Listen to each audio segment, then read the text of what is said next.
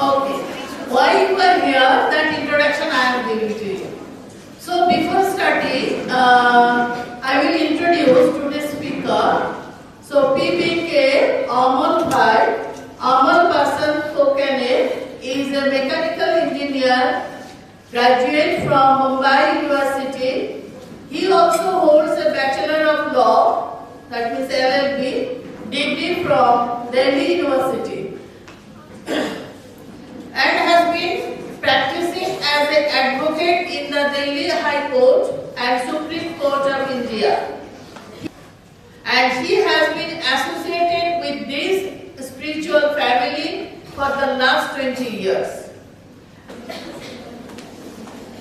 So silently all of you will listen, and after his speech, if you have any question, you can ask to him. Okay, thank you sir, you can continue.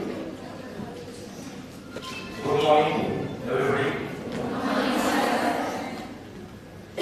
बहुत अच्छा लग रहा है मुझे आपके college में आके। तो आज का जो मेरा लेक्चर है Bhagavad Gita the science of self realisation. The second topic is who am I, मैं कौन हूं। आपके लिए तो बहुत इजी जवाब है मैं कौन हूं, लेकिन आज हम देखेंगे आप में से कितने को पता है कि मैं कौन हूं। Before starting the seminar we'll do the meditation for 2 minutes.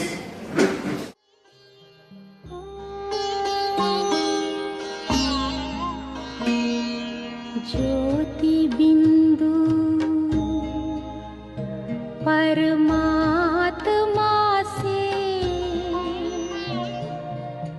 है मेरी आत्मा, अब चल कर ले मिलन। परमानंद का अनुभव कर, ओ परमानंद का अनुभव कर, तू धन्य बना जीवन। ज्योति बिंदु। आप सभी फिजिकल एक्सरसाइज करते हैं, वैसे अभी जो एक्सरसाइज हमने की वो मन को एकाग्र करने की एक्सरसाइज की। 2 मिनट हमने जब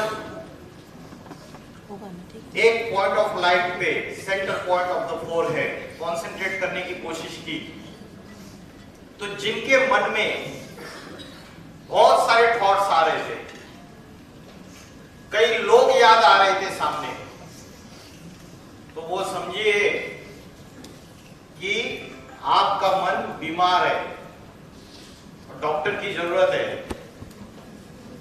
और जिनके मन में कम थॉट्स आ रहे थे,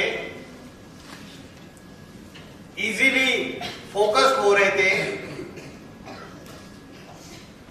तो उनका मन थोड़ा हेल्दी है, स्वस्थ। क्योंकि आज हम फिजिकल ग्रोथ के तरफ ज्यादा फोकस्ड है, और जो मेंटल ग्रोथ है, स्पिरिचुअल ग्रोथ है, इसके तरफ हमारा ध्यान नहीं है। इसकी वजह से आज बड़े बड़े इंटेलेक्चुअल्स, वकील, डॉक्टर, इंजीनियर, पढ़े लिखे लोग सुसाइड कर रहे हैं। राजस्थान में कोटा का नाम सुना है आपने? कोटा में जो कोचिंग इंस्टीट्यूट का हब है, उसमें as per news reports last 4 years में 54 स्टूडेंट्स ने सुसाइड की। Depression, stress, anxiety, insomnia, overthinking, ये प्रॉब्लम्स बढ़ते चले जा रहे हैं। छोटे बच्चे से लेके बूढ़े तक आज किसी का भी मन एकाग्र नहीं है, मन भटकता रहता है। और उसमें इन 10-15 सालों में एक नई चीज ऐड हो गई साइंस की, जो आप सबके हाथ में है, क्या है वो? Mobile, social media, WhatsApp, YouTube, Snapchat, Instagram, Facebook, ये सब कुछ यूज जो कर रहे हैं हम, इसकी वजह से हमारी बुद्धि एकाग्र बन रही है या और भटक रही है? और बुद्धि श्रेष्ठ बन रही है या भ्रष्ट बन रही है? भ्रष्ट बन रही है। तो रात को सोते समय अपने आप को एक बार चेकिंग करना, सेल्फ चेकिंग, कि सवेरे से लेकर रात तक मेरे मन में कितने निगेटिव थॉट्स आए, कितने वेस्ट थॉट्स आए, और मेरे जो मन में जो थॉट्स आए वो उनकी जो संख्या थी, नंबर्स, वो कम थे या बहुत ज्यादा थॉट्स थे, मल्टीपल थॉट्स थे या सिंगल थॉट था। तो अपने आप को चेक करो। तो सवेरे से लेकर रात तक नेगेटिव थॉट्स और वेस्ट थॉट ज्यादा चलते हैं या पॉजिटिव थॉट्स ज्यादा चलते हैं? क्या होता है? नेगेटिव थॉट्स और वेस्ट थॉट्स की संख्या ज्यादा है। और एक फॉर्मूला बताता हूं आपको। स्पिरिचुअल एनर्जी, जिसको बोलते हैं आत्मशक्ति, मनशक्ति, विल पावर, अगर बढ़ानी है तो कैसे बढ़ानी है और वो डिक्रीज कैसे होती है? उसका डिक्रीज होने का फॉर्मूला ये है, स्पिरिचुअल एनर्जी डिक्रीज होती है, विल पावर डिक्रीज होती है। उसका फॉर्मूला ये है, multiple thoughts plus negative thoughts plus waste thoughts, ये तीनों चीजें एडिशन होके आपकी स्पिरिचुअल एनर्जी रोज ड्रेन होती रहती है। और जिसकी स्पिरिचुअल एनर्जी ड्रेन होती जाती है, फाइनली क्या होता है? फिर उसका डिप्रेशन। छोटे बच्चे भी बोलते हैं, आजकल 5th क्लास के बच्चों को मैंने एक बार बात करते हुए देखा, बोलते राजू कल क्लास में क्यों नहीं आया तू? दूसरा उसका फ्रेंड पूछता है, राजू कहता है अरे कल डिप्रेशन चल रहा था मेरा, इसलिए नहीं आया। तो जैसे आज हम बाहर से जो भी फूड लेते हैं, बोलते हैं आज ये फूड भी धीरे धीरे पॉइजनियस है, आपको 10 साल 15 साल बाद आपकी किडनी को खराब करता है, लिवर को खराब करता है, ऐसे डॉक्टर्स बोल रहे हैं। आप जो भी चीजें खा रहे हो, वैसे ही 10 साल 15 साल 20 साल हम जब स्पिरिचुअल प्रैक्टिसेस नहीं करते हैं, अध्यात्म क्या है, साइलेंस की पावर क्या है, इन चीजों को नहीं समझते हैं, सोल कॉन्शियस के जगह पे बॉडी कॉन्शियस बन जाते हैं, तो धीरे धीरे ये टेंशन, डिप्रेशन, स्ट्रेस ये इंक्रीज होता रहता है। तो स्पिरिचुअलिटी क्या है? What is spirituality? आध्यात्मिकता किसे कहेंगे? आध्यात्मिकता ये शब्द 2 शब्दों से बना हुआ है, अधि प्लस आत्मा।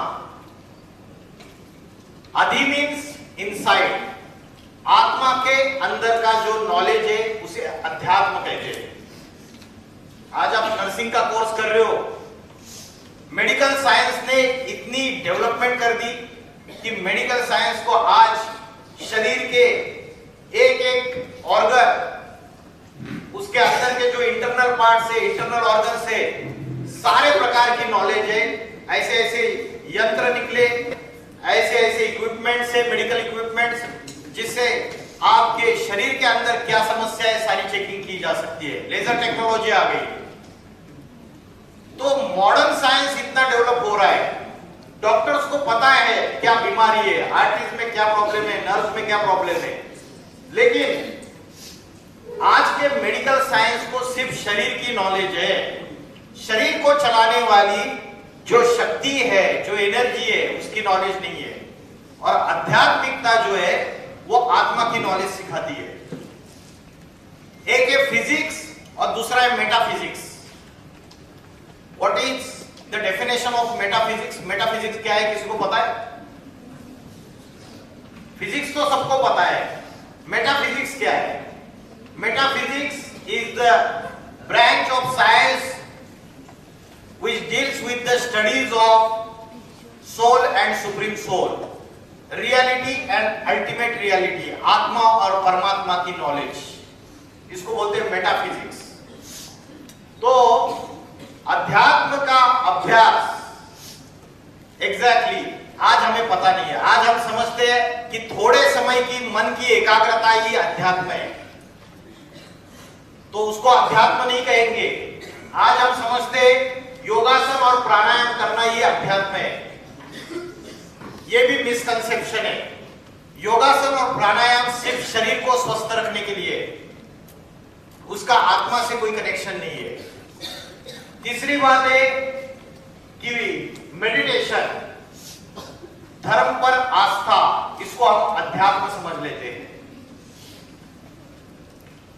आज मुस्लिम लोग है, क्रिश्चियन है, हिंदू है, अपने अपने धर्म के ऊपर आस्था है, अपने अपने प्रकार की उपासना करते हैं। लेकिन अगर धर्म के ऊपर आस्था अध्यात्म होता तो आज धर्म के नाम पे इतनी हिंसा क्यों हो रही है? हिंदू, मुस्लिम, क्रिश्चियंस आपस में लड़ाई क्यों लड़ रहे हैं? अध्यात्म हिंसा का ज्ञान कभी नहीं सिखाता। अगर हम आत्मा है तो सारे इक्वल है, इक्वालिटी का प्रिंसिपल है। जो हमारे इंडियन कॉन्स्टिट्यूशन में इक्वालिटी की बात बोली है, वो इक्वालिटी का प्रिंसिपल तब साबित होता है जब भगवत गीता के अनुसार हम सारी आत्मा है, इक्वालिटी का प्रिंसिपल साबित होता है। तो धर्म के ऊपर जो खोखली आस्था है, faith on the religion, it is also not spirituality. अध्यात्म ये प्योर आत्मा की नॉलेज है, वहां जाति, धर्म, जेंडर, उसके परे की नॉलेज है। तो आज हम इंटरनेशनल योगा डे मनाते हैं और फॉरेनर्स को भी ये बात बताते हैं कि योगासन और प्राणायाम यही भारत का प्राचीन राजयोग है। लेकिन भारत का प्राचीन राजयोग क्या है, ये भारतवासी खुद ही भूल चुके हैं। भगवत गीता में भगवान ने अर्जुन को जो राजयोग सिखाया, कर्म योग सिखाया, वो योगासन प्राणायाम नहीं थे। तो राजयोग की असली व्याख्या क्या है, योग क्या है, योग का लिटरल मीनिंग क्या है, कौन बताएगा? लिटरल मीनिंग, शब्दशः अर्थ योग इस शब्द का कौन बताएगा? ट्राई करो, इंटरैक्टिव सेशन है, गलत होगा तो भी चलेगा। बताइए, योग मतलब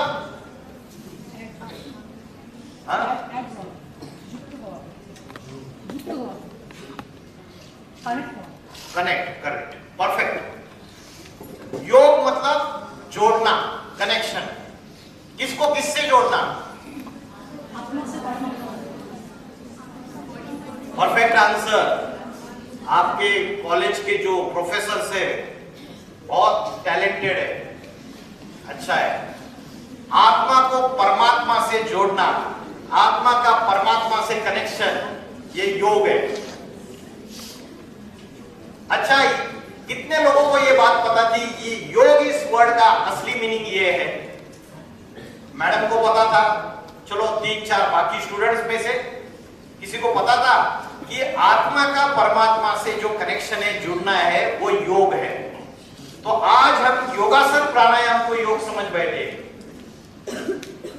तो हमको पता नहीं, भारतवासियों को पता नहीं कि भारत का प्राचीन राजयोग क्या है। तो हम विदेशियों को, फॉरेनर्स को क्या सिखाएंगे कि भारत का प्राचीन राजयोग क्या है?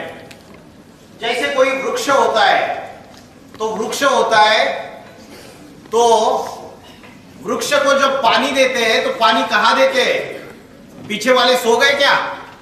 इसलिए देखने आ गया मैं। वृक्ष को जब पानी देते हैं तो कोई मूर्ख व्यक्ति होगा जो टहनियों को, तने को, पत्तों को, फूलों को, फलों को पानी डालेगा। पानी कहां देना है? जड़ को पानी देना है या बीज को पानी देना है, तो सारे वृक्ष को ऑटोमेटिकली पानी मिल जाएगा। वैसे आप सबसे बड़ी गलती कर रहे हैं, आज हम शरीर को ध्यान दे रहे पूरी तरीके से। लड़के होते हैं, आजकल लड़कियां भी जाती है, जिम जाएंगे, बॉडी अच्छी होनी चाहिए। चार्जिंग कर लेंगे। लड़कियां ब्यूटी पार्लर चली जाएगी, सुंदर दिखना चाहिए।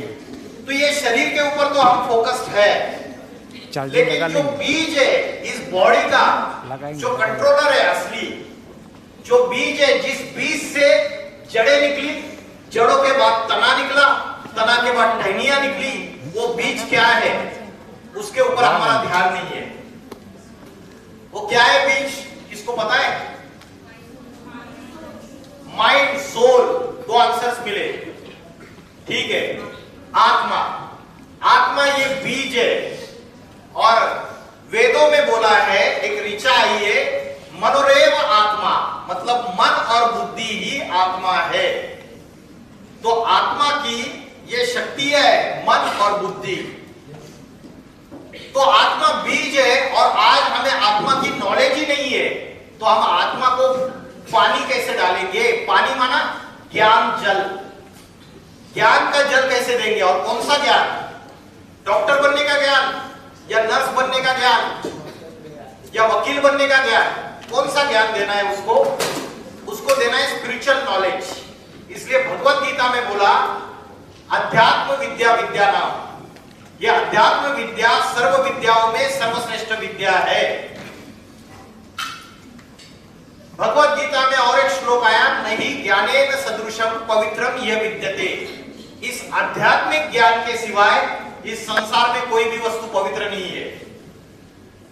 ये स्पिरिचुअल नॉलेज है, और भारत, खासकर भारत में खजाना है आध्यात्मिक ज्ञान का, इतना खजाना है। लेकिन आज जैसे एक कहावत आती है कि घर की गंगा को मान नहीं देते। हमारे घर के बाजू से गंगा बह रही है, हमें इतना कोई उसमें इंटरेस्ट नहीं रहता, और बाहर के दूर दूर से लोग आते हैं वहां डुबकी लगाने के लिए। घर की गंगा को मान नहीं देते, तो हमें उस अध्यात्म नॉलेज का वो जो खजाना है उसकी आज वैल्यू हम भूल चुके हैं। तो आत्मा बीज है और शरीर वृक्ष है। दुनिया दो चीजों से बनी है, एक है मैटर और दूसरी है एनर्जी। मैटर माना पदार्थ, और पदार्थ जड़ होता है या चैतन्य होता है? पदार्थ जड़ होता है, डेड, और आत्मा चैतन्य है, एनर्जी। और एनर्जी का रूल क्या है? As per science, energy can not be created, neither be created nor be destroyed, only one form of energy can be converted into another form. तो वैसे ही भगवत गीता कहती है कि आत्मा कभी मरती नहीं है, आत्मा को बनाया नहीं जाता है, क्रिएट नहीं होती है, डिस्ट्रॉय भी नहीं होती है। नैनन छिंदन्ति शस्त्राणि नैनन दहति पावक, इसको शस्त्र काट नहीं सकते, इसको अग्नि जला नहीं सकता, न शोषयति मारुता, उसको हवा इसको सुखा नहीं सकती, और पानी इसको भिगो नहीं सकता। तो आत्मा इमॉर्टल है।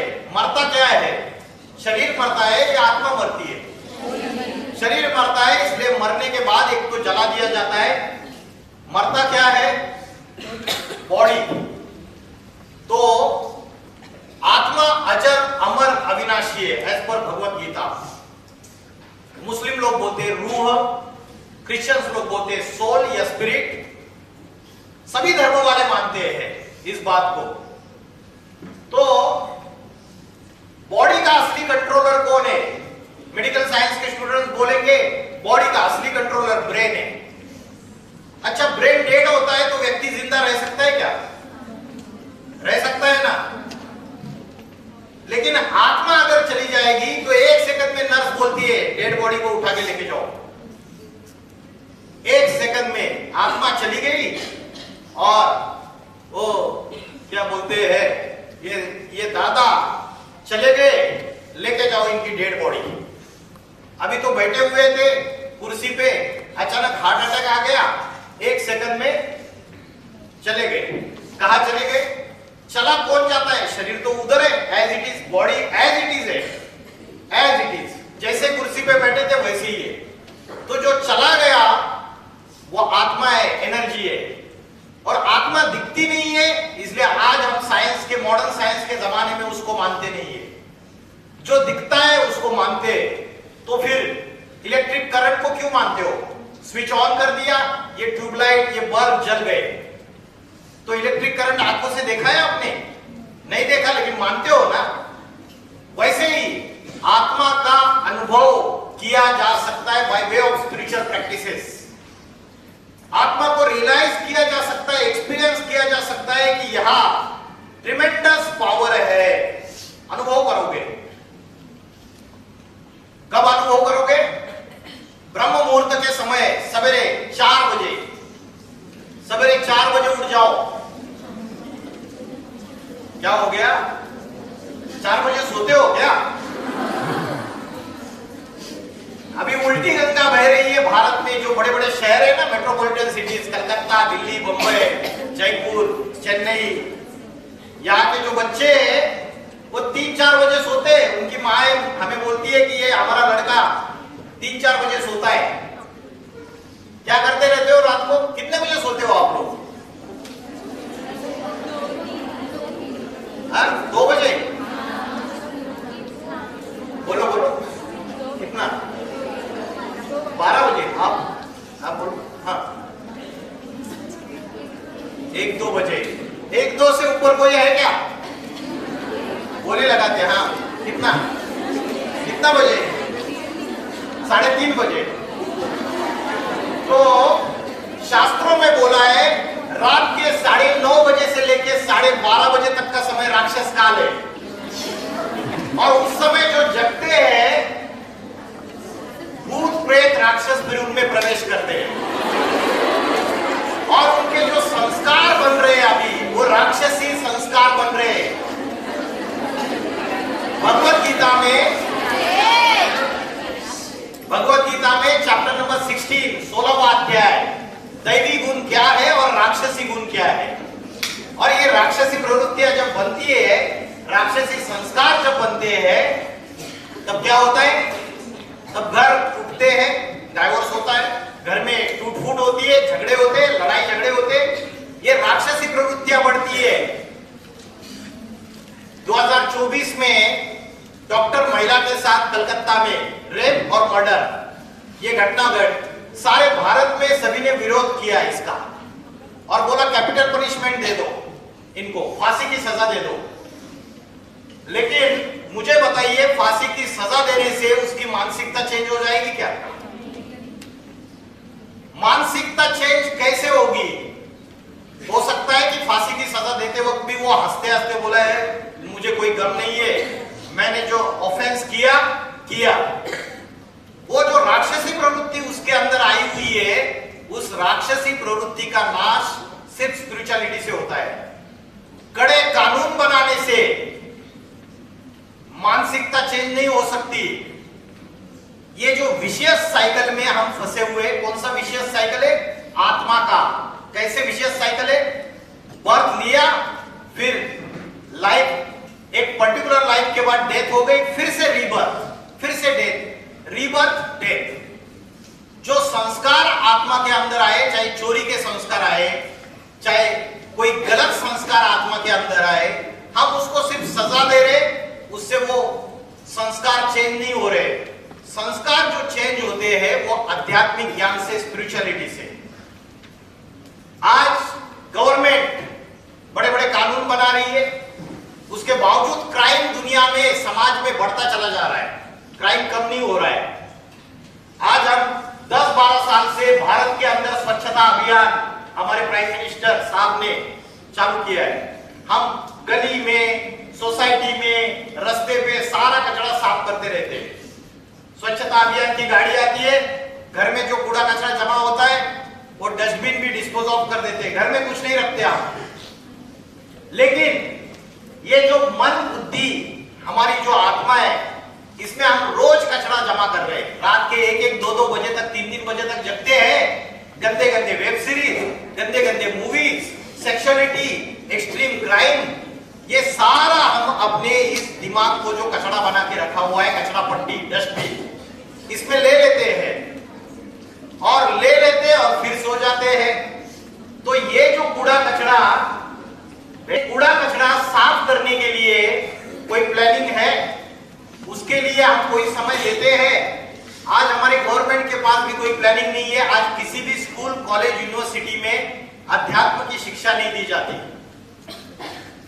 तो उसकी वजह से आज हमारे ऊपर का बर्डन बढ़ता जा रहा है, क्योंकि कचरे की सफाई नहीं होती। We don't know how to do the cleansing of mind and intellect.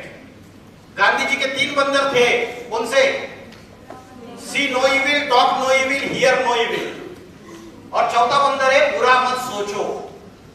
और हम रोज ये चारों के चारों बंदरों को वायलेट करते हैं या नहीं करते?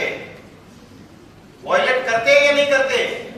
बुरा देखते हैं, बुरा सोचते हैं, बुरा कहते हैं और बुरा सुनते भी है। तो ये रोज गार्बेज जमा हो रहा है, उसकी क्लींसिंग कैसे करनी है ये अध्यात्म सिखाता है।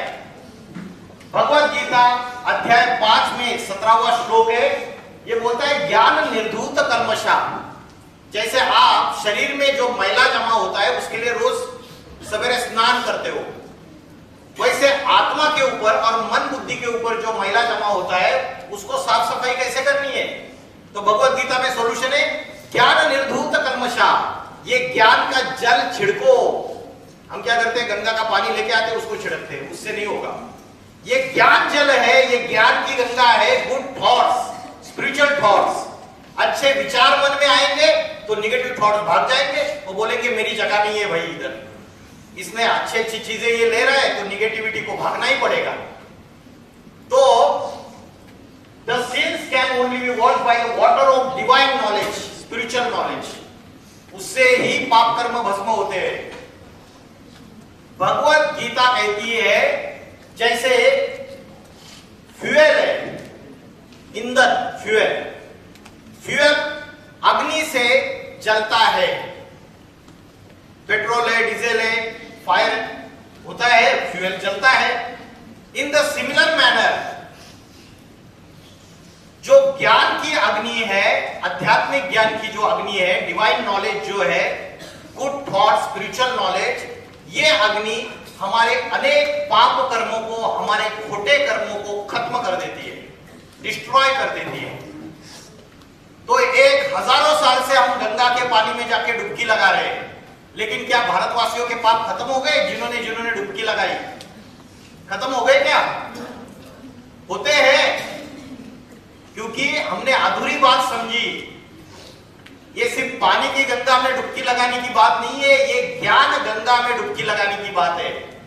ये स्पिरिचुअल नॉलेज है, ये डिवाइन नॉलेज है। जब इसको हम अपने लाइफस्टाइल में उतारेंगे, आधुनिकता के साथ साथ आध्यात्मिकता को अपने जीवन में जब लाएंगे, तब क्लींसिंग होगी। ये क्लींसिंग प्रोसेस तब स्टार्ट होगी। तो भगवत गीता में अर्जुन ने भगवान को प्रश्न पूछा। Arjun was the great warrior, फिर भी अर्जुन का क्वेश्चन है कि मेरा मन बड़ा चंचल है, मेरा मन बड़ा हठी है, इट इज ऑब्स्टिनेट। ये जबरियन मेरी इंद्रियों को उत्तेजित करता है, it is exciting my senses forcibly. मैं इस चंचल मन को कैसे एकाग्र करूं? यह अर्जुन का प्रश्न था भगवत गीता में। अर्जुन डरा हुआ था, अर्जुन को मोह में फंसा हुआ था।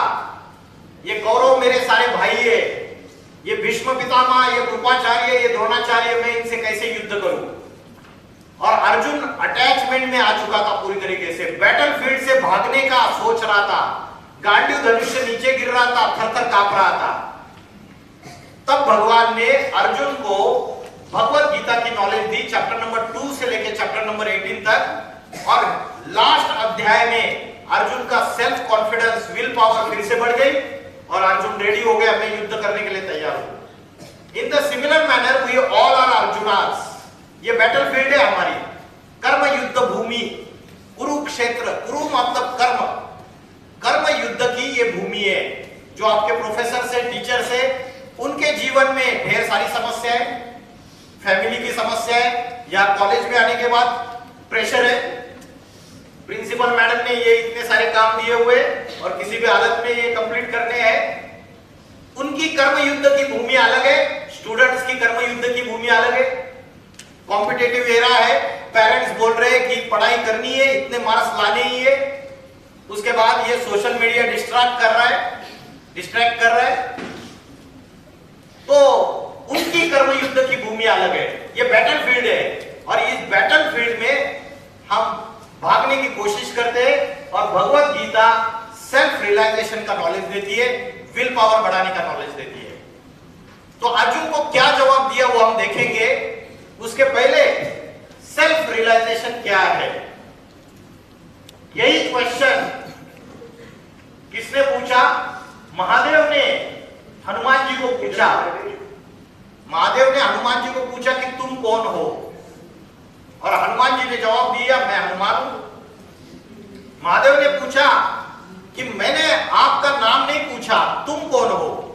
हनुमान जी ने जवाब दिया मैं पवन पुत्र, मैं अंजनी सुत हूं। बोला मैंने आपका वंश नहीं पूछा। महादेव ने पूछा तुम कौन हो? हनुमान जी ने जवाब दिया मैं वानर हूं। तो आपकी जाति नहीं पूछी, महादेव ने बोला तुम कौन हो? हनुमान जी रोने लगे, मुझे खुद ज्ञात नहीं है कि मैं कौन हूं, मैं अज्ञात हूं प्रभु, आप बताइए। वैसे हमारी हालत है, आज हम अपने आप को भूल गए। मेरी सेल्फ आइडेंटिटी क्या है? अपना आइडेंटिटी कार्ड, अपना आधार कार्ड दिखाते हैं, ये आपकी असली आइडेंटिटी नहीं है। That is not your permanent identity and real identity. और वो रियल आइडेंटिटी हम भूल चुके हैं, उसकी वजह से हम शांति और सुख को ढूंढते रहते हैं दुनिया में। साधन इकट्ठा करते रहते हैं, घर में एयर कंडीशनर लाएगा सुख आएगा, शांति आएगी। आती है क्या? आती है 100%। फिर दूसरी इच्छा, दूसरी डिजायर कि एक 4 व्हीलर आएगी तो सुख शांति आएगी। अच्छा 2 BHK फ्लैट है, 3 बेडरूम हॉल किचन ले लेंगे तो सुख शांति आएगी। तो साधनों के पीछे और इच्छाओं के पीछे भागते रहते हैं, लेकिन true real piece and happiness हमें मिलता नहीं है। क्योंकि रियल पीस एंड हैप्पीनेस जो है वो हमारे अंदर है, हम बाहर ढूंढ रहे हैं। शांति गले का हार है, हमारे अंदर समाई हुई है, हम उसको बाहर ढूंढ रहे। 12 ज्योतिर्लिंगों में जा रहे, सारी दुनिया में चक्कर लगा रहे, साधनों को इकट्ठा कर रहे, साइंस के साधनों के हम पूरी तरीके से अधीन बनते जा रहे। एज पर सर्वे 90% से ज्यादा युवा जो है वो मोबाइल, इंटरनेट टेक्नोलॉजी, इन सब के एडिक्टेड और हैबिचुएटेड हो चुके हैं। तो China is the first country who declared addiction of the internet as a disease. तो आज सोशल मीडिया, जो हेवी सोशल मीडिया का यूज को हो रहा है, उसका डायरेक्ट लिंक, डायरेक्ट कनेक्शन हमारे स्टडीज के ऊपर भी अफेक्ट कर रहा है। हमारे माइंड की जो कंसंट्रेशन पावर है वो कम हो रही है, टेंशन, डिप्रेशन, स्ट्रेस, ये सारी चीजें बढ़ती चली जा रही है। आज भारत का जो युवा है वो इस पे मोबाइल्स पे, इंटरनेट पे एडल्ट कंटेंट ज्यादा सर्च कर रहा है। ये फेमस जर्नलिस्ट है, इनका नाम जानते हो आप? सुधीर चौधरी, आज तक न्यूज चैनल के, उनकी एक रिपोर्ट है, सुनिए।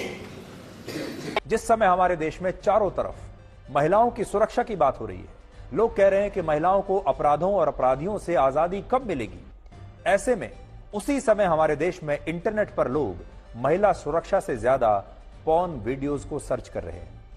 10 अगस्त से 20 अगस्त के बीच, मैं यही 10 अगस्त से 20 अगस्त के बीच की बात कर रहा हूं, अभी की पिछले हफ्ते की, भारत में गूगल पर पॉर्न वीडियोस को सर्च करने का एवरेज इंटरेस्ट 90.8% रहा है, जबकि जॉब्स यानी नौकरियों को सर्च करने का एवरेज इंटरेस्ट हमारे देश में सिर्फ 17.4% रहा है। और कोलकाता की इस रेप और मर्डर की घटना को सर्च करने का एवरेज इंटरेस्ट 30% रहा है। यानी इंटरनेट की सर्च हिस्ट्री में पॉर्न वीडियोस के मुकाबले नौकरी और महिला सुरक्षा का मुद्दा दूर दूर तक नहीं है। सबसे ज्यादा शर्मनाक बात यह है कि इसी देश में लोग इंटरनेट पर कोलकाता की घटना का रेप वीडियो ढूंढ रहे हैं। तो आज डॉक्टर्स, इंजीनियर्स, वकील तैयार हो रहे हैं यूनिवर्सिटीज से, कॉलेज से, लेकिन अच्छे कैरेक्टर वाले ह्यूमन बीइंग तैयार नहीं हो रहे। स्वामी विवेकानंद जी ने बोला था मुझे 100 चरित्रवान युवा दे दो मेरे साथ, मैं इस देश को परिवर्तित करके दिखाऊंगा, लेकिन उनको मिले ही नहीं 100। आज इंटरनेट पे जो चीजें परोसी जा रही है उसको हम एज इट इज एक्सेप्ट कर रहे हैं, जबकि हमारे बुद्धि का काम क्या होता है? बुद्धि का काम होता है decision making power. What is right and what is wrong, you have to choose between that. What is good and what is bad. घर में माँ ने अगर खाना परोसा और खाने में नमक अगर ज्यादा है तो आप थाली को रिजेक्ट कर देते हो, नहीं चाहिए, जोर से चिल्लाते हो, है ना. लेकिन इंटरनेट पे आज जो ऑब्सीन लैंग्वेज यूज की जा रही है, गलत कंटेंट परोसे जा रहे हैं, उसको हम रिजेक्ट नहीं करते, सब कुछ खा लेते हैं. इसलिए आज हमें अपनी बुद्धि को क्या फीडिंग दे रहे हैं हम, इसके ऊपर कॉन्सेंट्रेट करना चाहिए.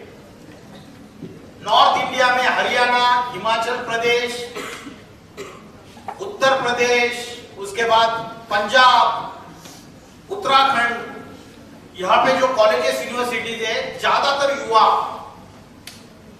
नशे के आदी हो चुके, गांजा, ड्रग्स, और उसकी वजह से मेंटालिटी खराब होती जा रही है. ये वीडियो क्लिप में नहीं दिखा रहा हूं, हम आगे जाते हैं. तो बात चल रही थी सेल्फ रियलाइजेशन की. आज हम अपनी जो आइडेंटिटी बताते हैं मैं पंजाबी हूं, मैं बंगाली हूं, मैं गुजराती हूं, या तो आइडेंटिटी बताएंगे मैं लड़का हूं, मैं लड़की हूं, या तो मैं हिंदू हूं, मैं मुस्लिम हूं, मैं क्रिश्चियन हूं. तो हम अपनी रिलीजन, अपनी नेशनलिटी, अपना नाम, अपना जेंडर, उसके आधार से अपनी आइडेंटिटी बताते हैं. But that is not my real identity. मेरी जो रियल आइडेंटिटी है वो मैं भूल चुका हूं. The body is made up of flesh and bones. इस शरीर को चलाने वाली जो शक्ति है, आत्मा, ये मेरी रियल आइडेंटिटी है. और जब इसको मैं एक्सपीरियंस करूंगा तो वो जो हैप्पीनेस है वो उसको बोलते हैं परमानंद, सुपर सेंसियस जॉय. अभी जो हम हैप्पीनेस एक्सपीरियंस करते हैं भौतिक दुनिया में, उसको बोलते हैं मोमेंटरी हैप्पीनेस, थोड़े समय का सुख और ज्यादा समय का दुख. तो जैसे कोई गाड़ी होती है, गाड़ी का भोजन और उसके ड्राइवर का भोजन एक होता है या अलग अलग होता है? अलग अलग होता है. वैसे शरीर ये गाड़ी है और आत्मा ये ड्राइवर है. शरीर का भोजन अलग है और आत्मा का भोजन अलग है. आत्मा का भोजन क्या है, किसी को पता है? What is the food of the soul? आत्मा का भोजन क्या है? एक तो बता दिया था आपको. आत्मा का भोजन है, आत्मा का भोजन क्या है? Good thoughts. मैडम ने बताया गुड थॉट्स. मतलब आत्मा का एक भोजन है स्पिरिचुअल नॉलेज या ज्ञान, और दूसरा भोजन है ध्यान. ज्ञान और ध्यान, ध्यान मतलब मेडिटेशन, और एक्यूरेट वर्ड है योग. तो योग और आध्यात्मिक ज्ञान, ये आत्मा के दो भोजन है. आप में से रोज ये दो भोजन कितने लोग लेते हैं? रोज 1 घंटा स्पिरिचुअल नॉलेज सुनना, जिससे गुड थॉट्स अंदर आएंगे, और दूसरा है मेडिटेशन. आप में से कितने लोग करते हैं रोज? मैडम 1 2 3 4. अच्छा, तो शरीर का भोजन तो हम ले लेते हैं, 3 बार भी ले लेते हैं दिन में, लेकिन आत्मा का भोजन हम नहीं लेते हैं. और आत्मा का भोजन जो है, योग का मीनिंग मैंने आपको बताया. आत्मा का भोजन लेने का सबसे अच्छा समय भी कौन सा है बताया मैंने आपको? कौन सा समय अच्छा है सबसे? मेडिटेशन का ब्रह्म मुहूर्त का समय, 4 बजे उठना. जो रात को देर तक जगते हैं वो भोगी, भगवत गीता के अनुसार, और प्रातः समय जो जल्दी उठते हैं वो योगी. जो योगी है वो अपने मन, अपनी इंद्रियों को कंट्रोल करने का अभ्यास करता है, अपने माइंड और अपने सेंसेस को कंट्रोल. जो योगी पुरुष होता है उसके अंदर इमोशनल स्टेबिलिटी रहती है, उसके अंदर सिचुएशनल स्टेबिलिटी रहती है, सुख और दुख में बैलेंस रहता है. जो योगी पुरुष है अपने माइंड को कंट्रोल में रखता है, वो योगी है. तो आत्मा का ध्यान कैसे करें? आत्मा कहाँ रहती है? शरीर में, नाक के ऊपर रहती है या हृदय में रहती है? कहाँ रहती है आत्मा? इधर रहती है. क्या प्रूफ है इसका? भगवत गीता कहती है भ्रूर मध्य प्राण आवश्य सम्यका, भ्रुकुटी के मध्य में प्राण शक्ति स्थित है।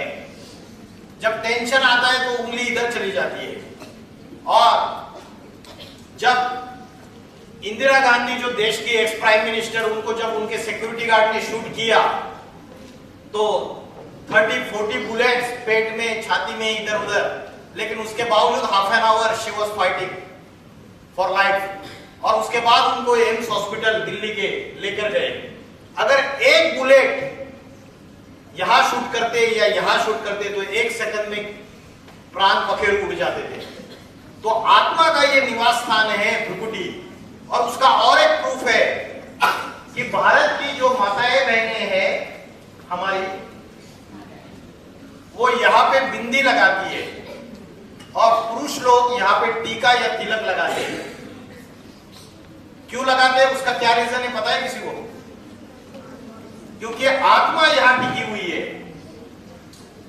ये परंपरा जो है ये द्वापर युग से चलती आई। भारत के ऋषि मुनियों को जब ये पता चला कि मनुष्य बॉडी कॉन्शियसनेस में आ रहा है और मनुष्य अपनी आत्मा को भूलता जा रहा है, आत्मा उत्तमांग में रहती है। उत्तमांग माना ये टॉप। राजा जो होता है वो टॉप में बैठता है या नीचे बैठता है? टॉप में बैठता है। तो आत्मा का ध्यान यहाँ पे आंख, नाक, कान, इसके ऊपर ये जो पॉइंट है, centre point of the forehead, यहां आत्मा रहती है। तो आत्मा का ध्यान रहे इसलिए ये बिंदी लगाने की, टीका लगाने की ट्रेडिशन शुरुआत हो गई। आज हम इसके स्पिरिचुअल सीक्रेट को भूल चुके हैं। तो मैंने आपको बताया आत्मा भ्रुकुटी के बीच में रहती है। आत्मा का ध्यान करने का सबसे अच्छा समय ब्रह्म मुहूर्त का समय। 4 बजे उठ जाओ, आधा घंटे रोज, लगातार 6 months, 180 days. If you will practice for a year, I am a point of light blinking in the center point of the forehead. अगर आप प्रैक्टिस करते हो मन को एकाग्र करने का भ्रुकुटी के बीच में, मैं आपको 100% चैलेंज के साथ कहता हूं कि आप एक्सपीरियंस करेंगे कि यहाँ ट्रिमेंडस पावर मुझे पुल कर रही है। ये भी एक्सपीरियंस करेंगे, लाइट फील करेंगे, भारीपन महसूस नहीं होगा, नेचुरल पीस, हैप्पीनेस, चेहरा खिला हुआ होगा, दिन भर खुशनुमा चेहरा। तो आत्मा का जो अभ्यास है वो करने का अच्छा समय ब्रह्म मुहूर्त का समय है। रात को सोते समय 15 मिनट अभ्यास कर सकते हो। रोज 1 घंटा इंटरनेट पे, यूट्यूब पे स्पिरिचुअल नॉलेज अवेलेबल है। अच्छा स्पिरिचुअल ज्ञान सुनिए जिससे अच्छे विचार आएंगे। तो मैंने आत्मा का भोजन क्या है आपको बता दिया। आत्मा का भोजन है योग और दूसरा है स्पिरिचुअल नॉलेज। तो silence power of the spirit can win when material power of science fails. Science की पावर जहां फेल हो जाती है वहां साइलेंस की पावर जीत जाती है। समझो आप नर्सिंग का कोर्स करके अमेरिका चले गए और आपकी मां यहां कलकत्ता में बैठ के आपको वीडियो कॉलिंग से बात करने के लिए ट्राई कर रही है और वीडियो कॉलिंग कर रही है लेकिन नेटवर्क फेल होने की वजह से कॉल नहीं लग रहा है। तो साइंस फेल हो गई क्योंकि नेटवर्क नहीं है। तो आपकी मां क्या करती है, यहां बैठ के, कलकत्ता में बैठ के आपको सच्चे मन से, दिल से याद करती है। तो पॉसिबल है क्या आपको अमेरिका में बैठ के टचिंग हो कि मां मुझे याद कर रही है? अपने फ्रेंड को आप बोल सकते हो कि जरूर मेरी मां ने मुझे याद किया होगा। पॉसिबल है? तो मां के जो वाइब्रेशंस है वो यहां से 7 समुंदर पार, हजारों किलोमीटर दूर ट्रैवल कर सकते हैं और साइंस का जो वायरलेस कम्युनिकेशन है वो फेल हो सकता है। तो साइलेंस की पावर साइंस की पावर से भी ज्यादा है। लेकिन कब? जब माइंड के जो थॉट्स है वो प्योर है, शुद्ध विचार है। मां का अपने बच्चे के प्रति निस्वार्थ प्रेम होता है, शुद्ध प्रेम होता है, सच्ची मोहब्बत होती है और उसकी वजह से उसके थॉट्स ट्रैवल कर जाते हैं। तो आज हम ये साइलेंस की पावर भूल चुके और साधनों के अधीन हो गए पूरी तरीके से। साइंस देखो कैसे सूक्ष्म में जा रही है। पहले जो कंप्यूटर्स होते थे 1946 में जब कंप्यूटर बना था तो सुपर कंप्यूटर, ये पूरा हॉल भर जाए इतनी बड़ी हाइट वाला कंप्यूटर होता था। बाद में ये कंप्यूटर छोटे छोटे हो गए, छोटे छोटे होते होते आज छोटे से मोबाइल में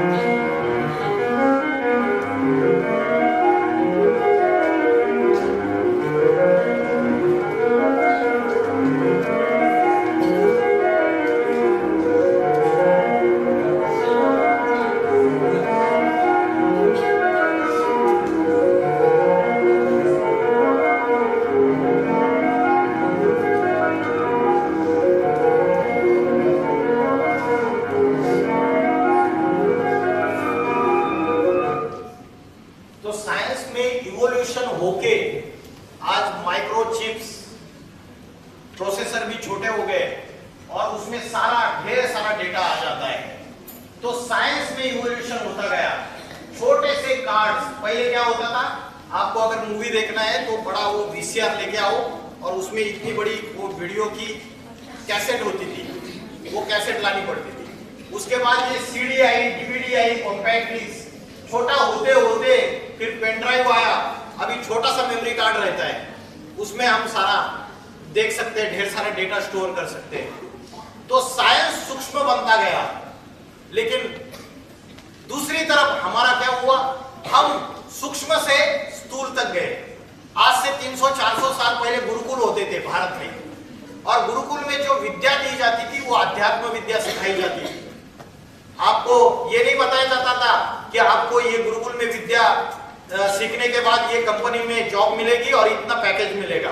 अभी तो पैकेज देख के लोग एडमिशन लेते हैं, किस कॉलेज में एडमिशन लेना है, कि कौन सी कंपनी में हमारा कैंपस इंटरव्यू होगा और कौन सा कितना पैकेज मिलेगा। तो वो पेट भरने तक की सीमित विद्या नहीं थी। तो पहले हमारी मन बुद्धि ज्यादा प्योर थी, ज्यादा सूक्ष्म थी, हम सूक्ष्म को याद करते थे। अभी हमारी उल्टी प्रोसेस हो रही है, साइंस स्थूल से सूक्ष्म तक जा रहा है और हम सूक्ष्म से स्थूल तक जा रहे हैं। आत्मा सूक्ष्म है और शरीर स्थूल है, फिजिकल। तो हमारी बुद्धि बॉडी और बॉडी के जो सेंसेस है उसमें फंसती चली जा रही है और आत्मा को हम भूलते चले जा रहे हैं। भगवत गीता में बोला है, अनुरणीयाम समनुस्मरेत। आत्मा का जो स्वरूप है वो अति सूक्ष्म है। It is infinitesimal than the atoms and molecules. अणु से भी अति सूक्ष्म आत्मा है। सूक्ष्म अणु से क्या तैयार होता है, एटम बॉम्ब तैयार होता है। वैसे आत्मा जितनी सूक्ष्म है उतनी पावरफुल है। तो हम माइंड को कंसंट्रेट करके जब सूक्ष्मता में टिकेंगे तो उसकी जो पावर है वो ट्रिमेंडस पावर है। फूड ऑफ द सोल, आध्यात्मिक ज्ञान और योग। अभी आत्मा की बैटरी चार्जिंग कैसे होगी वो बताया। आत्मा की बैटरी डिस्चार्ज होने का कारण क्या है? Who are the enemies of the soul? आत्मा के 3 शत्रु कौन से हैं? या वो कौन भूत है या राक्षस है जो आत्मा के अंदर प्रवेश करते हैं जिससे आत्मा की बैटरी डिस्चार्ज हो जाती है? भगवत गीता में बोला है आत्मा के 3 शत्रु है। वैसे तो 5 है, भगवत गीता में 3 के बारे में बोला है। कौन से शत्रु आत्मा के? त्रिविधस्य नरकस्य इदम द्वारम नाशनम आत्मना। There are 3 enemies of the soul who are opening the gates of the hell. नरक के द्वार खोलते हैं। काम, क्रोध, लोभ, मोह, अहंकार। काम का अर्थ क्या है, कौन बताएगा?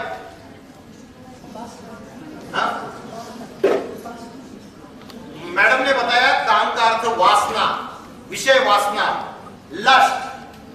काम मतलब Dzire, and which is the strongest desire among all the desires that can not be easily controlled, वो है लस्ट।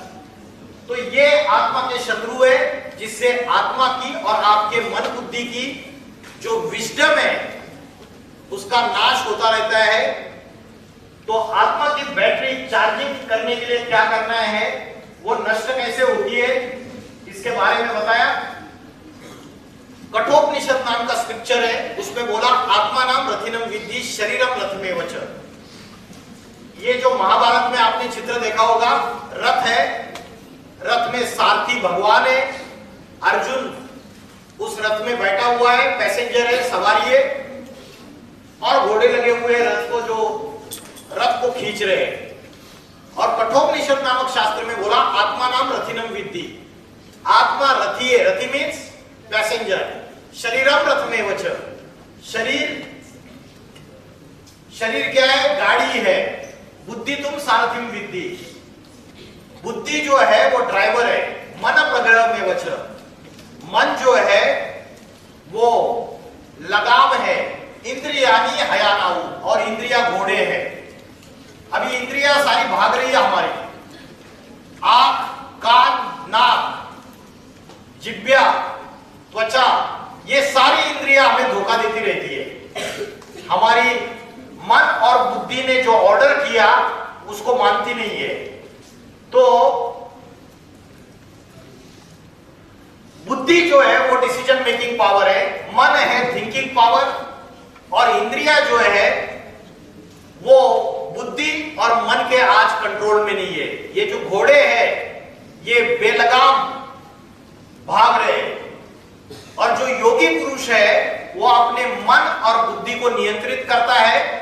बुद्धि में जो फीडिंग हो रही है निगेटिव थॉट्स की, निगेटिविटी की, उसको हटा के अगर अच्छी फीडिंग की, पॉजिटिव थॉट्स, अच्छे विचारों की फीडिंग की, मेडिटेशन किया, तो इंद्रिया भी कंट्रोल में रहेगी, और इंद्रियों को चलाने वाला जो मास्टर है, मालिक, वो पावरफुल बन जाएगा।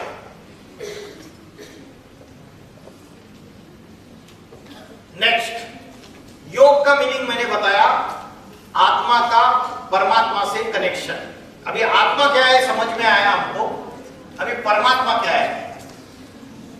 Who is God? अगर भारत में हम देखेंगे तो बहुत सारे भगवान हैं, है ना? उसके पहले हम ये देखते हैं कि भगवान अगर है ऊपर वाला, तो वो कभी नीचे आता है या नहीं आता है? इस दुनिया में कभी आता है या नहीं आता है, ये क्वेश्चन है। और उसका आने का टाइमिंग क्या है अगर आता है तो? मुस्लिम लोग क्या मानते हैं? मुस्लिम लोग मानते हैं खुदा फर्श का नहीं, खुदा अर्श का रहने वाला है, खुदा सातवें आसमान का रहने वाला है। क्रिश्चियंस लोग बोलते हैं जीसस क्राइस्ट का फोटो देखा रहेगा आपने, जीसस क्राइस्ट ने उंगली ऊपर कर दी है। जीसस क्राइस्ट क्या बोलता है? The supreme soul lives in the supreme abode. परमात्मा जो है सुप्रीम एबोर्ड का रहने वाला है। और गुरु नानक जिन्होंने सिख धर्म को एस्टेब्लिश किया, वो बोलते हैं एक ओंकार निराकार अकाल मूर्त है। तो सारे धर्म वाले जितने भी रिलीजियस फादर है वो परमात्मा को ऊपर बताते हैं, ऊपर वाला है वो। और गीता में लिखा है, भगवत गीता में, न तद्भासे तो सूर्य न शशांको न पावको यद्गत्वान निवर्तन्ते तद्धामो परमं मम। जहां चंद्र सूर्य तारों की रोशनी नहीं पहुंच सकती, उस परम धाम का, उस ब्रह्मलोक का मैं रहने वाला हूं। तो सब धर्म वाले एक ही बात को मानते हैं कि भगवान ऊपर वाला है, सेवन स्काई। ठीक है, तो भगवान का एड्रेस तो पता चल गया हमको कि वो कहां रहता है। अभी क्वेश्चन ये है कि वो ऊपर वाला कभी नीचे आता है या नहीं? उसके बच्चे दुखी है, अशांत है, रो रहे। आज भारत के अंदर भ्रष्टाचार, अनएम्प्लॉयमेंट, दुख, अशांति, हिंसा, आतंकवाद, भ्रष्टाचार, पापाचार, व्यभिचार अति में बढ़ता चला जा रहा है। तो वो ऊपर वाला नीचे कब आता है, उसका टाइमिंग क्या है? और वो ऊपर वाला कौन है? क्योंकि आज अगर हम देखेंगे आज की पोजीशन में, तो बहुत सारे लोग ऐसे हैं, कोई शंकराचार्य को भगवान मानता है, कोई बुद्ध को भगवान मानता है, कोई क्राइस्ट को भगवान मानता है, कोई गुरु नानक को भगवान मानता है, ब्रह्मा, विष्णु, शंकर, गणेश को भगवान मानते हैं, कार्तिकेय को भगवान मानते हैं, 33 कोटि देवी देवता है, सबको भगवान मानते हैं, अपने अपने भगवान बना के रखे हुए। जो गुरु गोसाई है, पंडित है, उनको भगवान मानते हैं। तो भगवान अनेक है। नेचर जो है, जल, वायु, अग्नि, पृथ्वी, आकाश, इसको भी भगवान मानते हैं। पेड़ में भी भगवान मानते हैं। बोलते भगवान सर्वव्यापी है, भगवान कण कण में व्यापक है।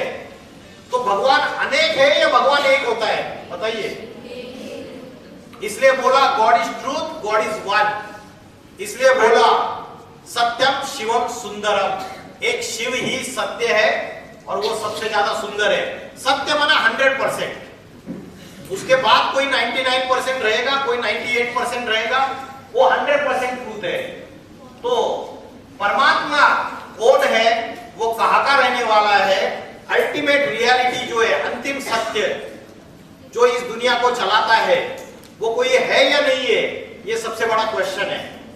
और आज कई सारे लोग नास्तिकता की तरफ जा रहे हैं कि हम जो मॉडर्न साइंस की डेवलपमेंट कर रहे हैं यही सब कुछ है, भगवान वगैरह अलग से कोई नहीं है, कंट्रोलर कोई नहीं है दुनिया में।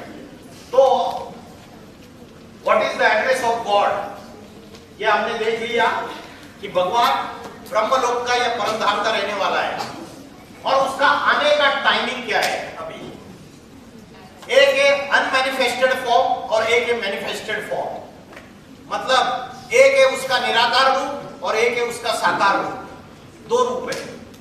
तो साकार रूप में वो कभी आता है या नहीं आता है, भगवान कभी दर्शन देता है या नहीं।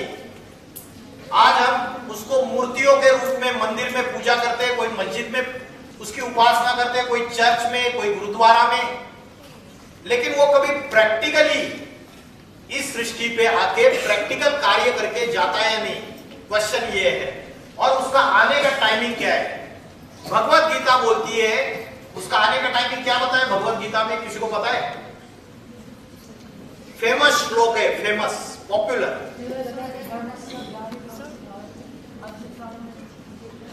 परफेक्ट। यदा यदा ही धर्मस्य, जब धर्म की ग्लानि होती है, अधर्म का बोलबाला होता है, तब दुर्जनों का विनाश करने के लिए, सज्जनों की रक्षा करने के लिए मैं आता हूं।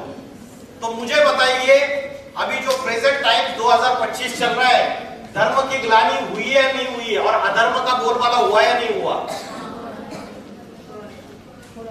हो रहा है, अति होती चली जा रही है। तो ये जो समय है वो उसके आने का समय है। कौन सा समय है ये? 4 युग कौन से? किसी को पता है 4 युग कौन से हैं?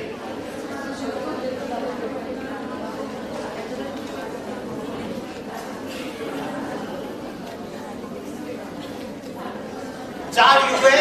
सतयुग, सतयुग मीन्स गोल्डन एज, मुस्लिम लोग कहते हैं जन्नत, क्रिश्चियन लोग कहते हैं पैराडाइज या हेवन, और हिंदू लोग बोलते हैं राम राज्य, स्वर्ग या वैकुंठ। सबने अलग अलग नाम दिए, है एक ही चीज। हम महाराष्ट्र में बोलते हैं गहू, गेहूं को, और उत्तर भारत में बोलते हैं गेहूं, गेहूं की रोटी बनती है ना। और बंगाल में क्या बोलते हैं?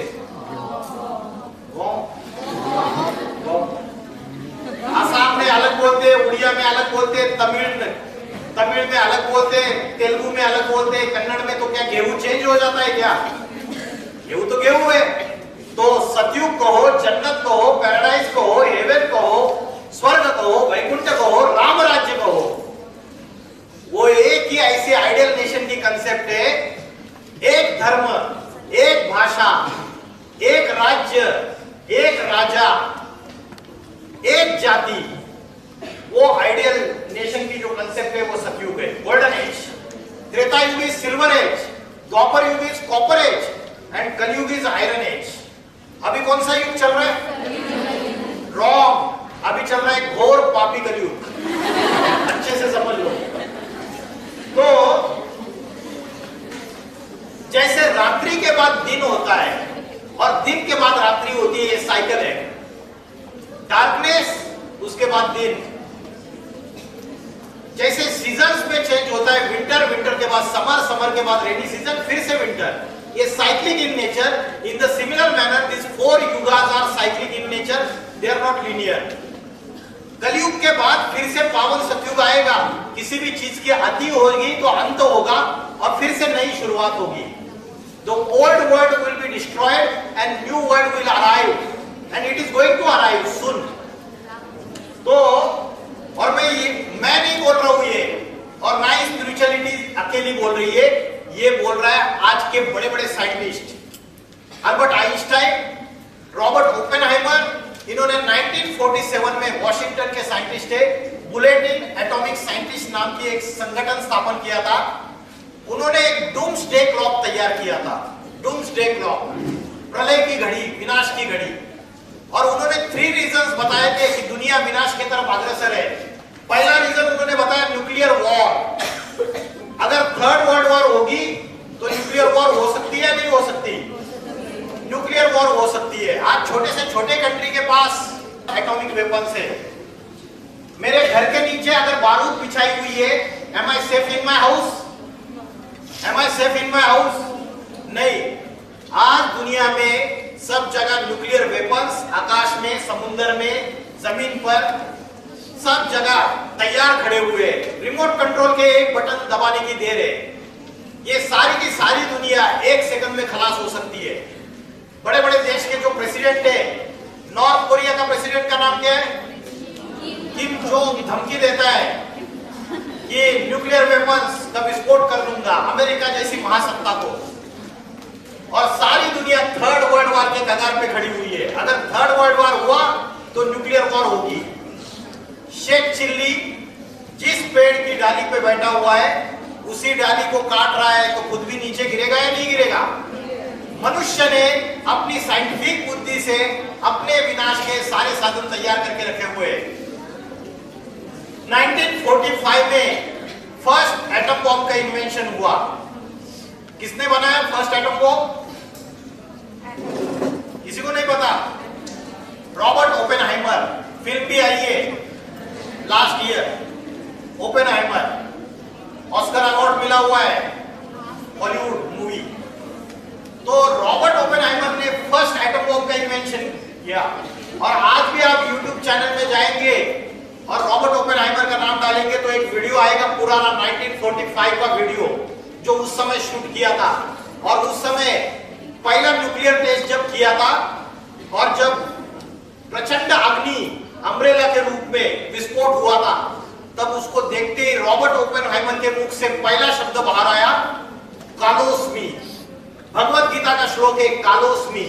कालोस्मी मतलब चैप्टर नंबर 11 श्लोक नंबर 32।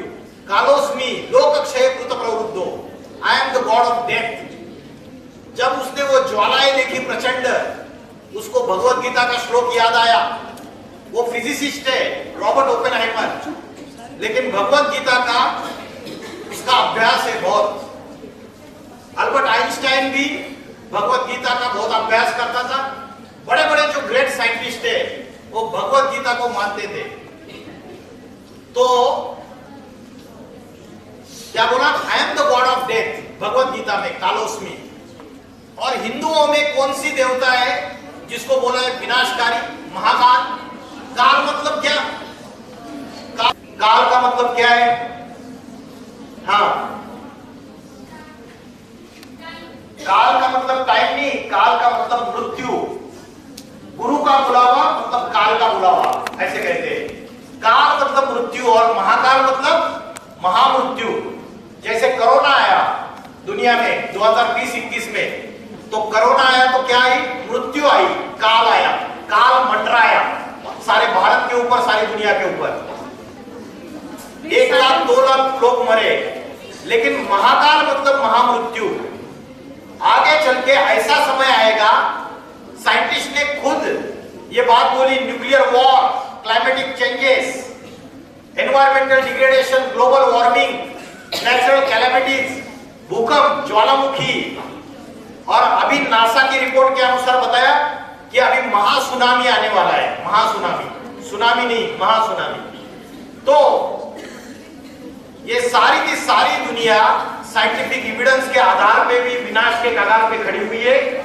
अभी जो समय चल रहा है ये ट्रांसफॉर्मेशन का समय चल रहा है, पापी कलयुग से पावन सतयुग की तरफ। तो ये ट्रांसफॉर्मेशन के समय में भगवान स्वयं आके सदगुरु के रूप में, टीचर के रूप में पढ़ाई पढ़ाते हैं, स्वयं शिक्षक बन के आते हैं, साधारण मनुष्य शरीर में अवतार लेते हैं। इसलिए हम बोलते हैं गुरु ब्रह्मा, गुरु विष्णु, गुरु देवो महेश्वरम, गुरु साक्षात परब्रह्म। तो कभी तो वो गुरु और टीचर बनकर आया होगा और उसने आके स्पिरिचुअल नॉलेज दी, जिससे आत्मा का प्यूरिफिकेशन होता है और जिससे क्लींसिंग होती है मन और बुद्धि की। तो परमात्मा आके ये जो स्पिरिचुअल नॉलेज दे रहा है, ये समय अभी चल रहा है, वर्तमान समय। वो जो शिक्षा सिखाते वो शिक्षा राजयोग की शिक्षा है। ये राजयोग की शिक्षा क्या है? राजयोग की शिक्षा वो शिक्षा है, राजयोग का रियल मीनिंग जो है वो हम आज भूल चुके हैं पूरी तरीके से। ये व्यक्ति ब्रह्म मुहूर्त के समय उठकर बैठा हुआ है, वो आत्मा का ध्यान कर रहा है भ्रुकुटी के बीच में और परमात्मा से कनेक्शन जोड़ रहा है।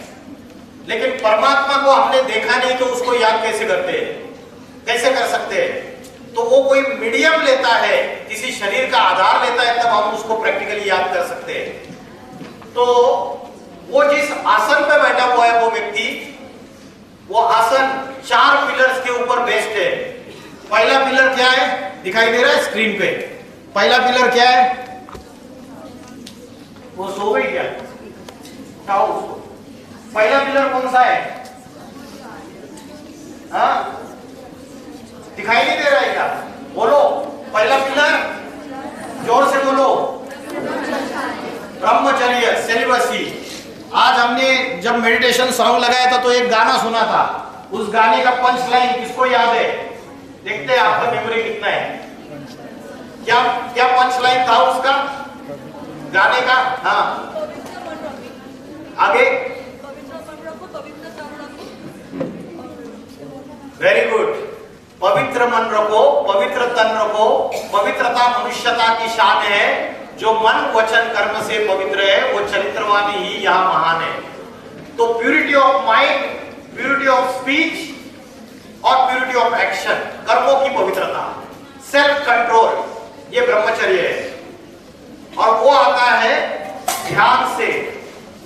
दूसरा है प्योर फूड, शुद्ध अन्न। जैसे खाओगे अन्न वैसे बनेगा मन, और जैसे पियोगे पानी वैसी होगी वाणी। अन्न का मन से कनेक्शन है। ये बात कितने लोग मानते हैं कि अन्न का मन से कनेक्शन है? आज मेडिकल साइंस को भी इसकी नॉलेज नहीं है। अगर मां घर में किचन में शांत चित्त से, प्रसन्न चित्त से, अच्छे माहौल में, ईश्वर की याद में खाना बनाती है, तो परिवार में जो भी उस भोजन को ग्रहण करेंगे सब लोग, उनके मन के ऊपर अच्छे संस्कार होंगे। तो खाना बनाने वाला जो व्यक्ति है, उस खाना बनाने वाले के व्यक्ति के वाइब्रेशंस खाने में उतरते हैं, और जो भोजन ग्रहण करने वाला व्यक्ति है वो वाइब्रेशंस उसके अंदर आ जाते हैं। अगर होटल और रेस्टोरेंट में आप खाना खाते हो, कोई डिलीशियस डिश वहां का शेफ प्रिपेयर कर रहा है, और शेफ जब खाना बना रहा है 5 स्टार होटल में, तो उसके मन में वेश्यागमन के गंदे विचार आ रहे हैं, उसके मन में किसी को हत्या करने के विचार आ रहे हैं, किसी के साथ दुश्मनी है उसकी, किसी के हत्या करने के विचार आ रहे हैं, तो उसके आंखों से, उसके हाथों से वाइब्रेशन निकल रहे हैं खाना बनाते वक्त। और वो अन्न जो हम भोजन ग्रहण करते हैं, उसके अंदर भी, उसके मन में जैसे विचार है वो विचार हमारे अंदर आ जाते हैं। इसलिए कलयुग में 2 दोष बताए। कलयुग के अंदर 2 दोष है, अन्न दोष और संग दोष। गांव में जाएंगे तो गांव में लोगों को, अगर किसी के घर में गए, उनको पूछेंगे, भाई साहब पानी दूं क्या? नहीं, पानी पी के आए हो। खाना दूं क्या? नहीं, खाना खा के आए हो। क्योंकि गांव के लोगों को पहले बुद्धि में था कि अगर दूसरे घर में जाके भोजन भी लेंगे तो उनकी परेशानियां, उनके दुख, एनर्जी एक्सचेंज होती है, वो भी लेना पड़ेगा। भोजन के द्वारा सारा ट्रांसफर होता है, पानी के द्वारा भी, और पानी के द्वारा ट्रांसफर होता है, ये साइंटिफिकली प्रूव है। मेरा दूसरा एक सेमिनार है, वो दूसरा लेक्चर है। तो जैसे खाओगे अन्न वैसे बनेगा मन। इसको आप कितना भी रिसर्च कर सकते हो, आपको मिलेगा। जैसे पियोगे पानी वैसे होगी वाणी। तो स्पिरिचुअल डेवलपमेंट करनी है तो जो राजयोगी व्यक्ति है उसको पवित्र भोजन, प्योर फूड। तीसरा है डिवाइन क्वालिटीज, और चौथा है सत्संग, true company, good company, spiritual education. तो ये राजयोग के 4 पिलर्स है। इसको अगर अपने लाइफ में फॉलो करेंगे, ब्रह्म मुहूर्त के समय उसके आत्मा का ध्यान करेंगे, परमात्मा को स्मरण करेंगे, तो ये जो 5 विकार है आत्मा के शत्रु, काम, क्रोध, लोभ, मोह, अहंकार, ये पांचों के पांचों भाग रहे। तो राजयोग की शिक्षा स्वयं परमात्मा आके सिखाता है। ये जो राजयोग की शिक्षा है, ये आप राजयोग जो है वो कर्म करते हुए कर सकते हैं। खाना बना रहे तो भी आप आत्मा का ध्यान कर सकते हैं। कर्म योग का अर्थ ही है remaining in the state of meditation while performing कर्म। मतलब उसके लिए अलग से पालथी मार के बैठने की जरूरत नहीं है। कर्म करते हुए आप सोल कॉन्शियस स्टेज का अभ्यास कर सकते हो, जिससे विल पावर बढ़ती है। तो राजयोग का जो अभ्यास है उसके बारे में मैंने आपको बताया।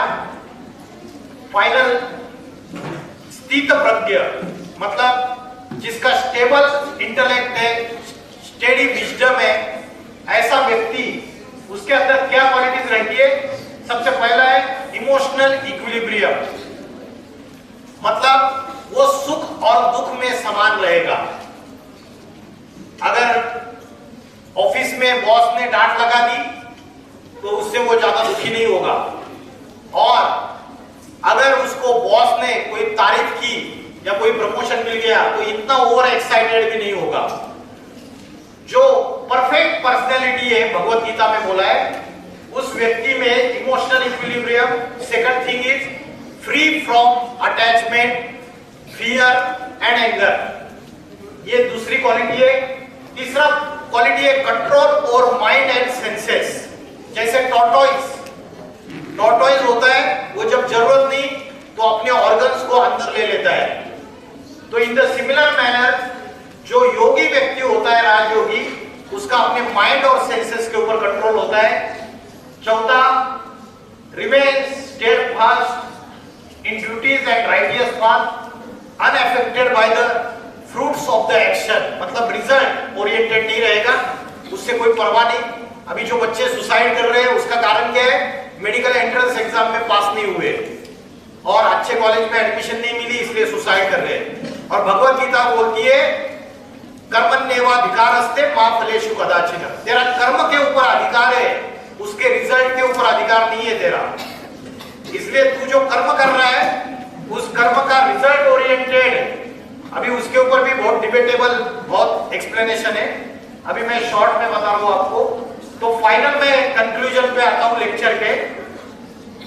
तो अभी जो समय चल रहा है, ये वर्ल्ड वॉर 3 सामने खड़ा है, और अगर वर्ल्ड वॉर 3 हो गई तो न्यूक्लियर वॉर होगी, और न्यूक्लियर वॉर अगर होगी तो न्यूक्लियर वेपन्स का एक्सप्लोजन होगा। अगर न्यूक्लियर वेपन्स का एक्सप्लोजन होगा तो क्या होगा? उससे अर्थ का टेम्परेचर इंक्रीज हो जाएगा। अर्थ का टेम्परेचर इंक्रीज होने से क्या होगा बताइए? अर्थ का टेम्परेचर इंक्रीज होने से जो ग्लेशियर्स है नॉर्थ पोल साउथ पोल के, वो मेल्ट होना चालू हो जाएंगे। अभी भी मेल्ट हो रहे हैं, अभी भी अर्थ का टेम्परेचर 1 डिग्री सेल्सियस से इंक्रीज हो चुका है। और अगर न्यूक्लियर एक्सप्लोजन होगा तो ग्लेशियर्स मेल्ट होंगे ज्यादा, और उससे क्या होगा? उससे सी लेवल बढ़ जाएगा, ओशंस का जो वाटर लेवल है वो बढ़ जाएगा। उससे क्या होगा? बड़े बड़े आइलैंड्स जो है वो सबमर्ज हो जाएंगे पानी में।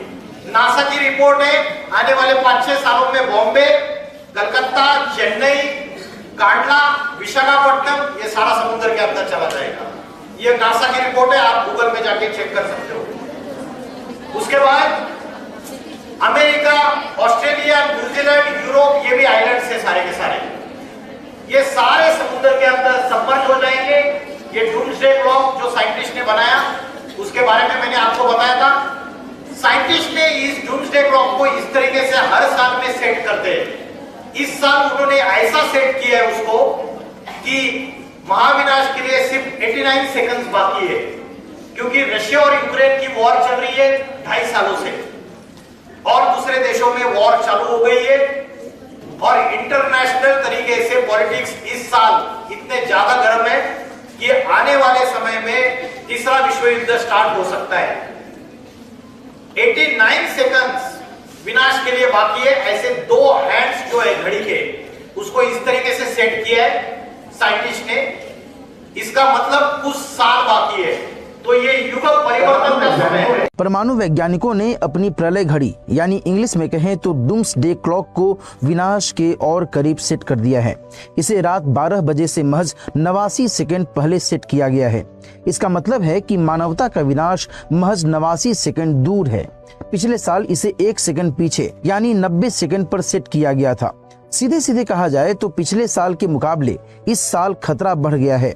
इसका कारण बताया गया है रूस द्वारा यूक्रेन पर हमले के बीच परमाणु खतरे को, विश्व के दूसरे प्रमुख स्थानों में तनाव और जलवायु परिवर्तन को, और सबसे अहम आर्टिफिशियल इंटेलिजेंस के सैन्य अनुप्रयोग को। देखिए, डूम्सडे क्लॉक या प्रलय घड़ी मानवता की तरफ आने वाले खतरे को दिखाने वाली एक प्रतीकात्मक घड़ी है। इसे bulletin of the atomic scientists या BAS नाम के संगठन द्वारा बनाया गया था, जिसमें जे रॉबर्ट ओपेनहाइमर और अल्बर्ट आइंस्टीन जैसे भौतिक विज्ञानी भी शामिल थे। पहले इसका मकसद मानवता को परमाणु युद्ध के खतरे के बारे में बताना था, पर इसका अब दायरा बढ़ चुका है।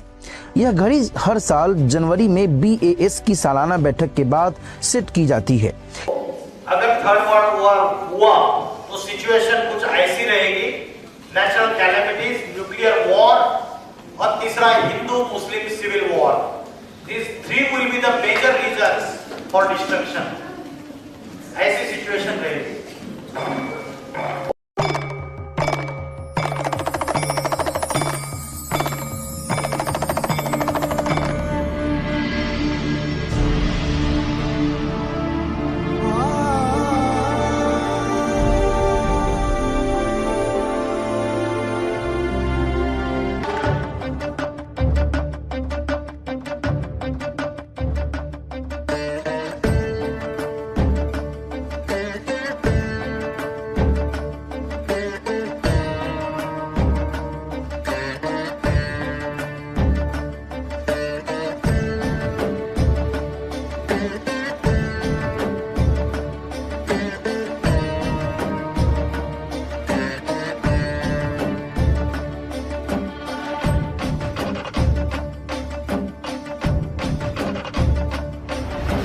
कर्पूरगौरं करुणावतारं संसारसारं भुजगे।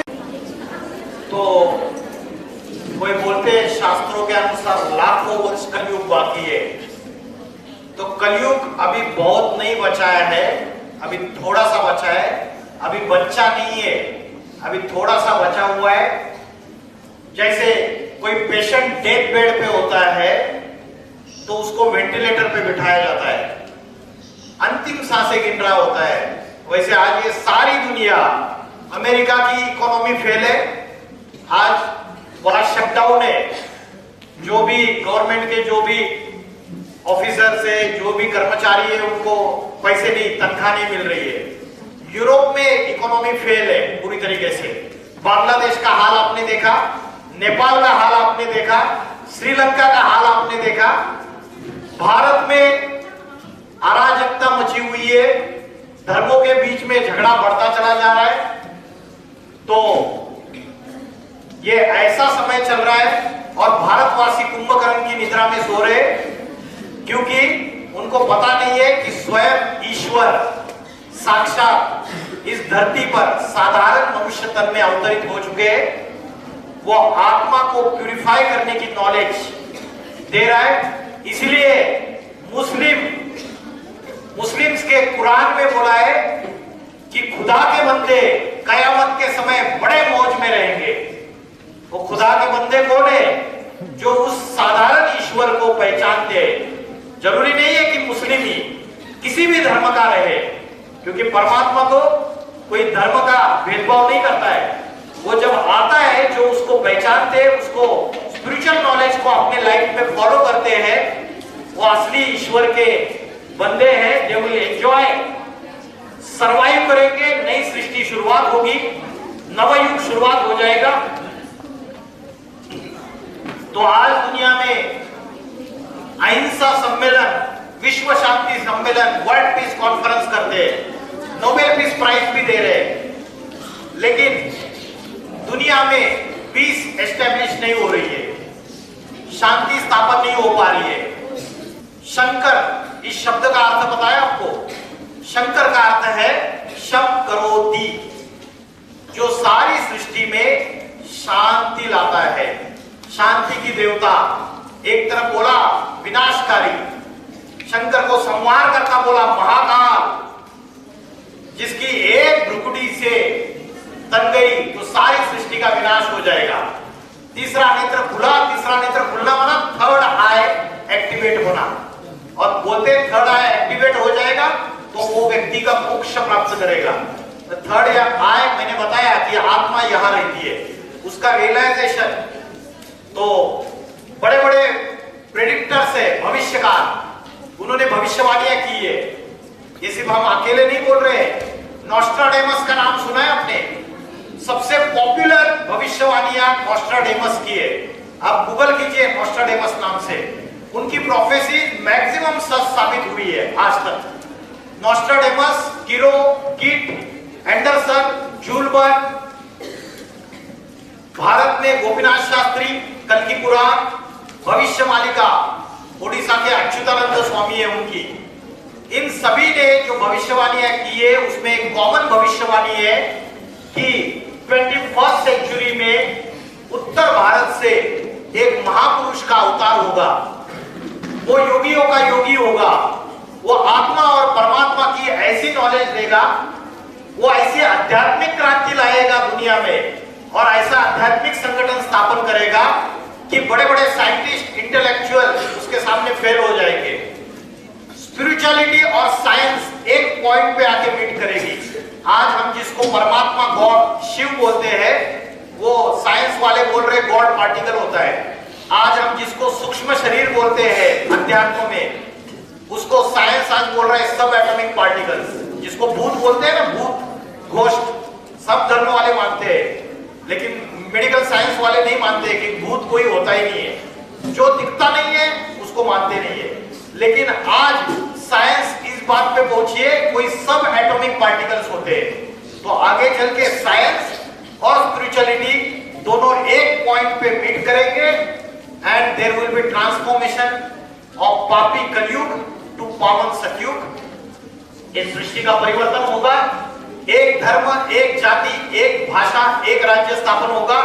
वसुदेव कुटुंबकम, वर्ल्ड इज वन फैमिली। और किसकी अध्यक्षता में? भगवत गीता का 90वें अध्याय का 10वां श्लोक, जगत विपरिवर्तते मयाध्यक्षेन प्रकृति सूयते सचराचरम हेतु नानेन कौन्तेय जगत विपरिवर्तते। विपरिवर्तते मतलब वी माना विपरीत, विरुद्ध, अपोजिट। परिवर्तते मतलब मैं अपोजिट डायरेक्शन में इस पापी कलयुग का पावन सतयुग में परिवर्तन करता हूं। पापी कलयुग मतलब एकदम डिग्रेडेड स्टेज, और सतयुग मतलब एकदम अपग्रेडेड स्टेज। एकदम डाउन से एकदम अप। सतयुग में सिर्फ डिविनिटी रहेगी, डिवाइन ह्यूमन बीइंग रहेंगे, जिसको देवता कहा जाता है। तो वो डिविनिटी, वो स्वर्ग का राज्य आने वाला है। New world is coming soon, और ट्रांसफॉर्मेशन का समय है, सुधरने का समय है। आप अपनी एजुकेशन के साथ साथ, इस मॉडर्न एजुकेशन के साथ साथ आप अध्यात्म को अपनी लाइफस्टाइल में लाओ। ये मैसेज मैं आपको देता हूं। Thank you very much. ओम नमः शिवाय।